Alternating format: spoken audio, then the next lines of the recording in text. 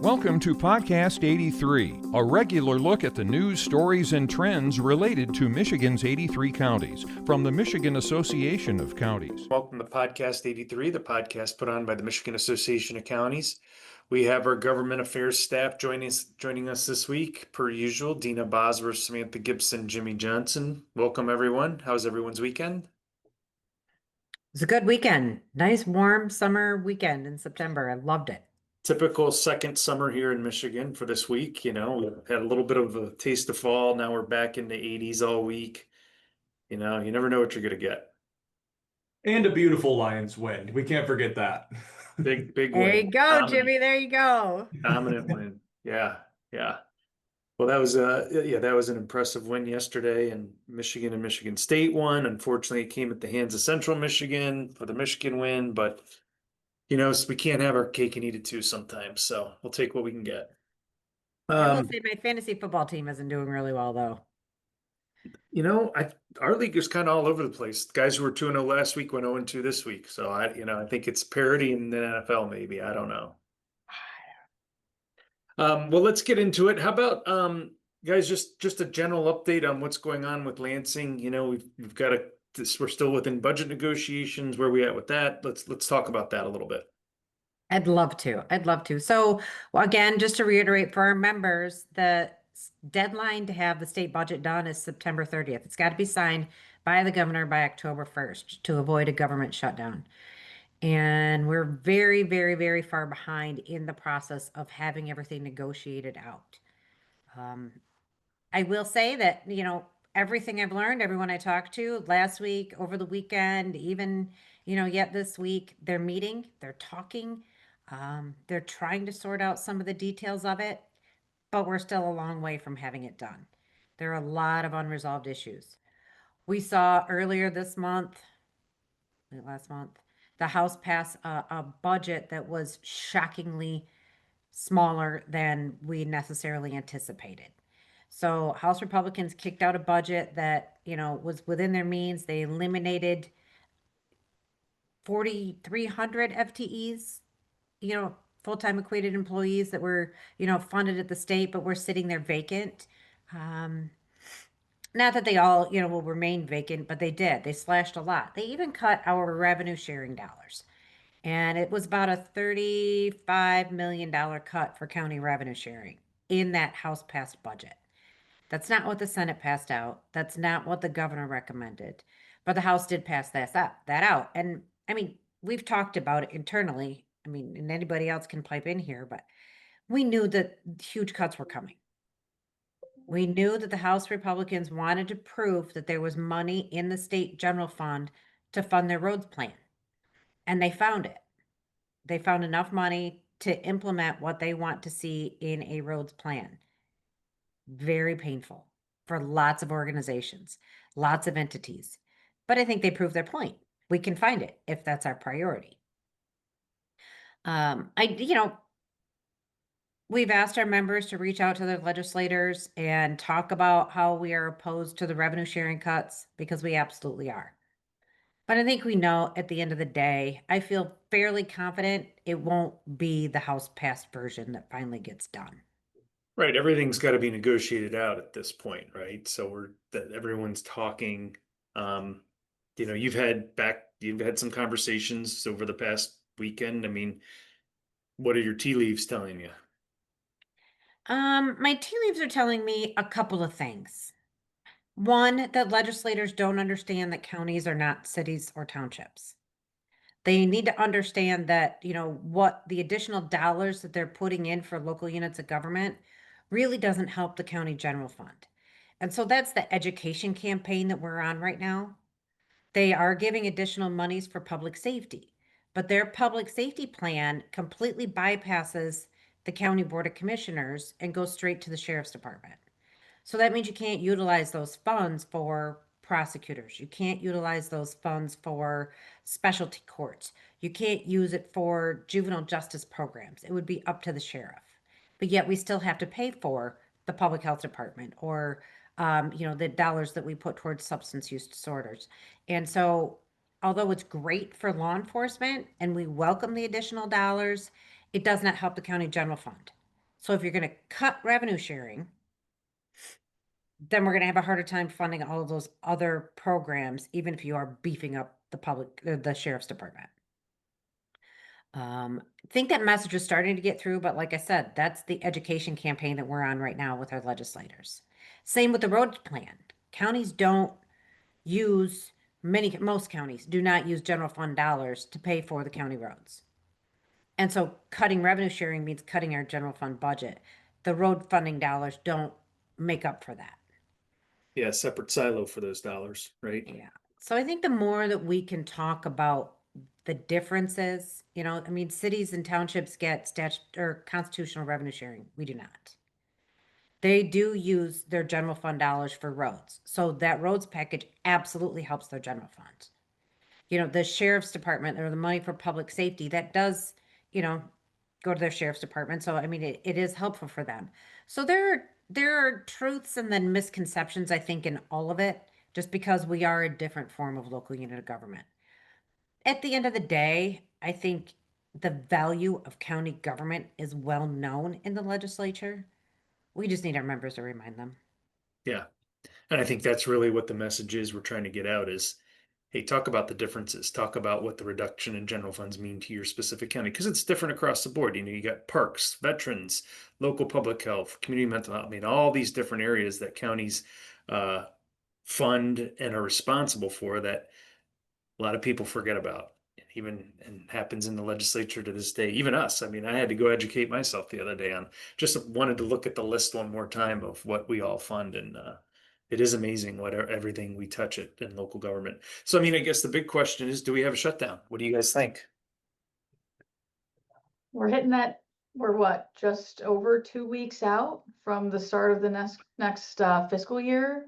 As Deena mentioned, negotiations are ongoing, but there's still a long way to go before a final budget is done.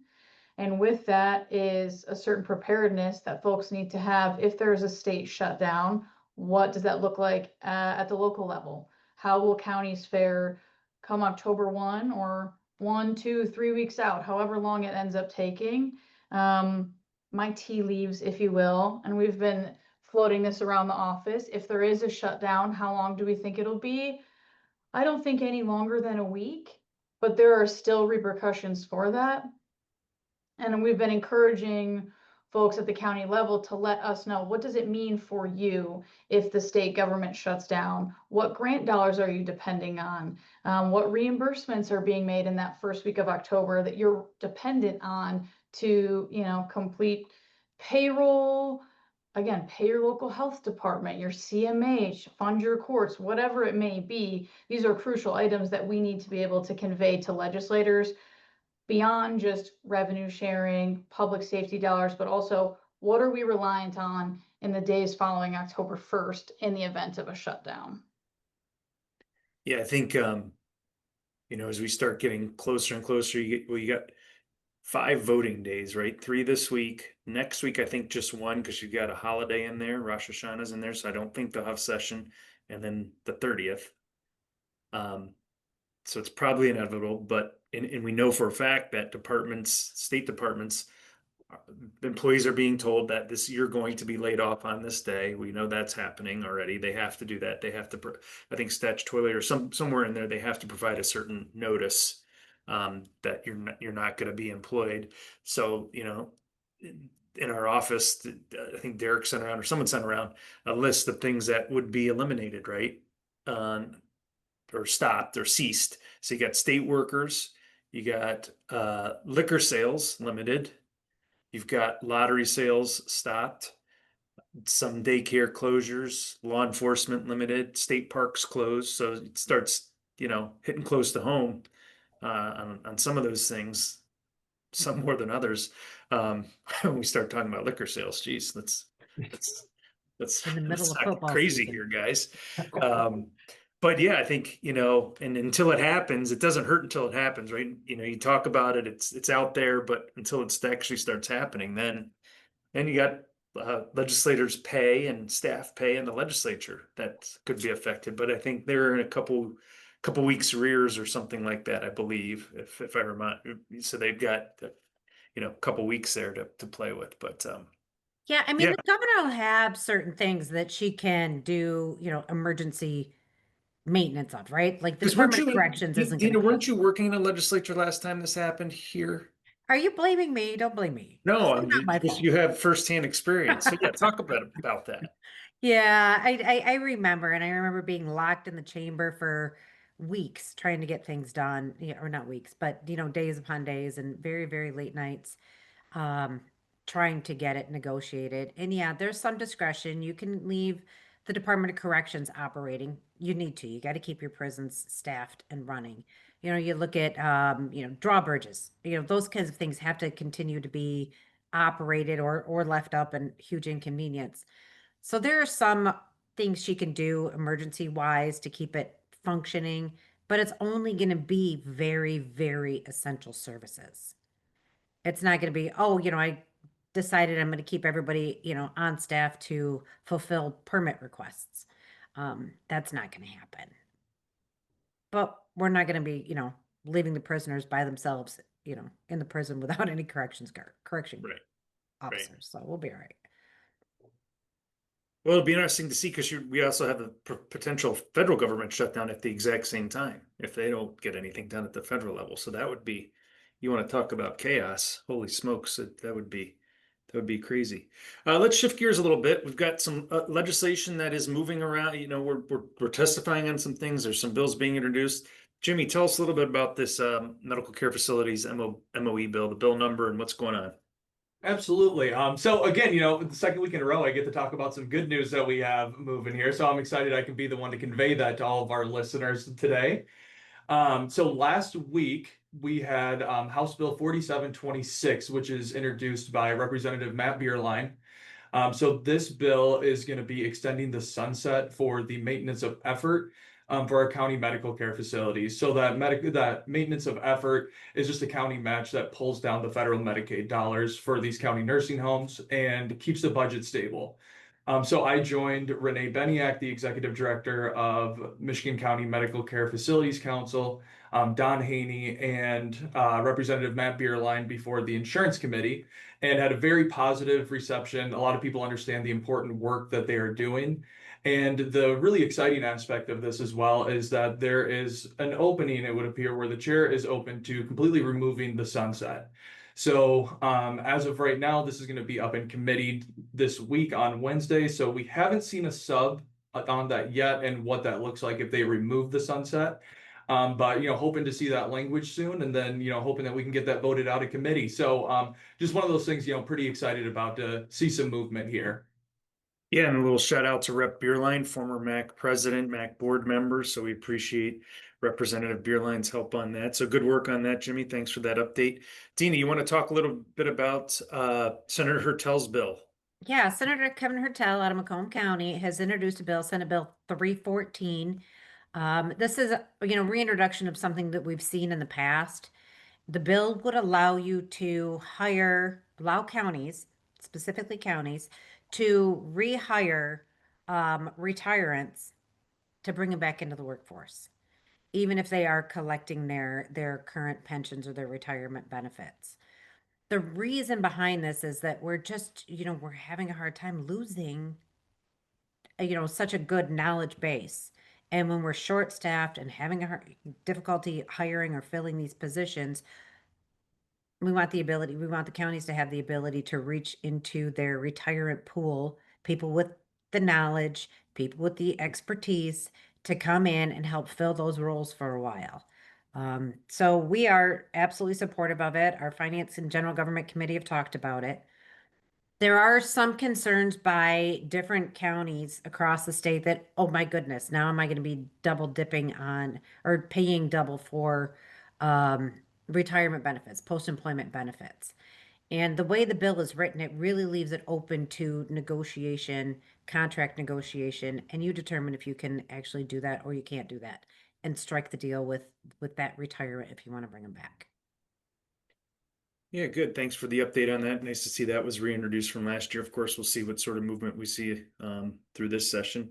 And then finally, our conference is coming up in a couple weeks, September 30th through October 2nd, Grand Traverse County. Registration is open until Friday. We are seeing great numbers as far as registered attendees. People are still registering.